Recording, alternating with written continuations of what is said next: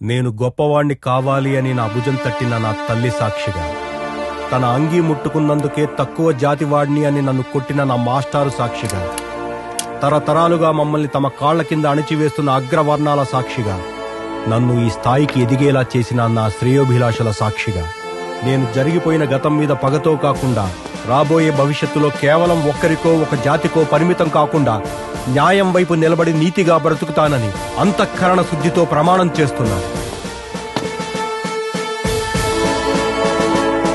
మీ పేరు? మధు సార్, మీ డ్రైవర్ని. బండితి. Okay sir.